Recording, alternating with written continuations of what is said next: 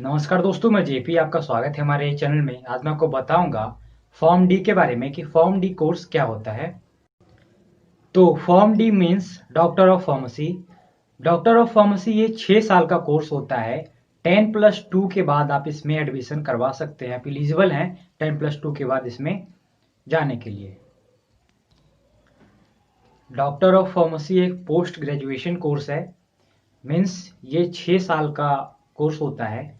ये ग्रेजुएशन भी है और पोस्ट ग्रेजुएशन भी है। यानी अगर आप 10+2 के बाद इसमें जाते हैं तो आपको ये 6 साल का होता है, और आप ग्रेजुएशन के बाद यानी बी फार्मा के बाद जाते हैं तो आपको ये 3 साल का होता है।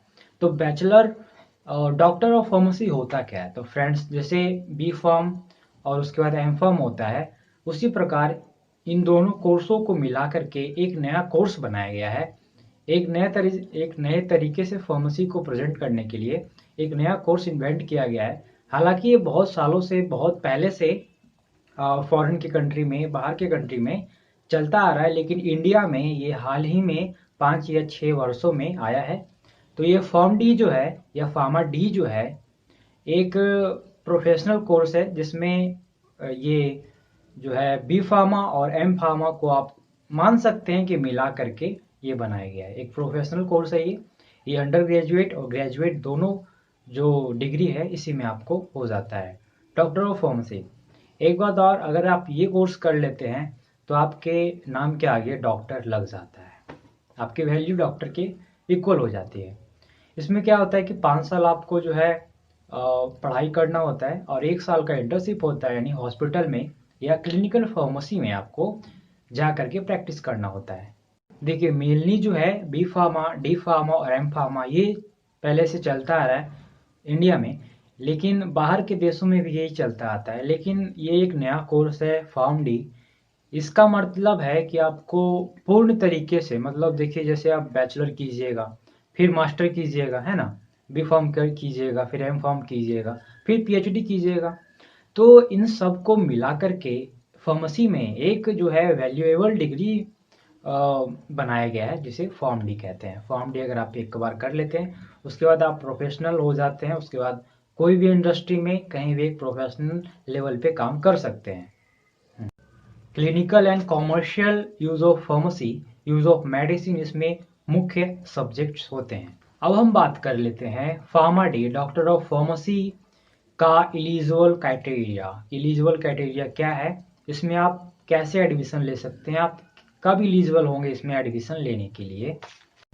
अगर आप 10+2 यानी 10+2 यानी इंटर में 12th क्लास में आप 55% आपका मार्क्स है केमिस्ट्री, फिजिक्स और बायोलॉजी में, तब आप इस कोर्स में एंट्री के लिए एलिजिबल हैं। आप इस कोर्स में जा सकते हैं। और कैंडिडेट जो डिप्लोमा कोर्स कर चुके हैं वो भी इसमें जा सकते हैं।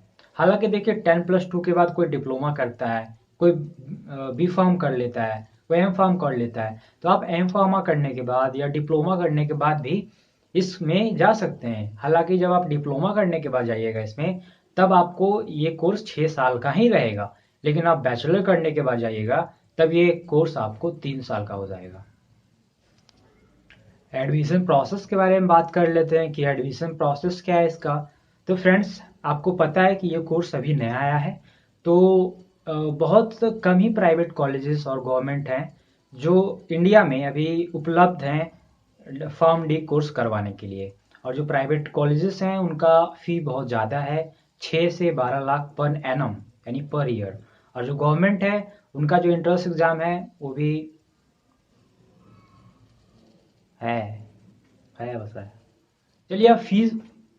चलिए अब फॉर्म डी का फ़ी के बारे में बात करते हैं कि आप प्राइवेट या गवर्नमेंट कॉलेजेस में अगर आप एडमिशन ले लेते हैं तो आपको ईयरली कितना इन्वेस्टमेंट करना होगा, कितना खर्चा होगा आपको पढ़ने में। सॉरी, अगर आप प्राइवेट कॉलेज लेते हैं तो आपको 80,000 रुपया से 30 लाख रुपया तक पर एनम आपको फ़ी पड़ेगा। अगर आप गवर्नमेंट में जाते हैं तो 60,000 से लेकर के 15 लाख पर एनम यानी पर ईयर आपको फ़ी पड़ेगा। ये फ़ी कॉलेज पे डिपेंड करता है, कॉलेज पे ये मैटर कर सकता है, किसी कॉलेज का ऊपर किसी का नीचे हो सकता है ये। अब हम बात कर लेते हैं फॉर्म डी का करियर ऑप्शन और जॉब अपॉर्चुनिटी के बारे में।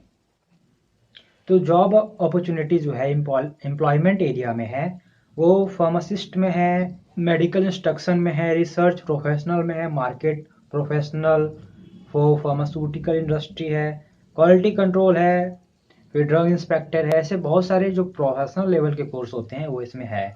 अब अगर आप जॉब प्रोफाइल्स के बारे में बात करते हैं तो ड्रग कंट्रोलर एडमिनिस्ट्रेटर है, हेल्थ सेंटर है, फार्मास्यूटिकल कंपनीज है, मेडिकल डिस्पेंसिंग स्टोर है, एजुकेशनल इंस्टीट्यूट है, प्राइवेट बिजनेस है, गवर्नमेंट सेक्टर है।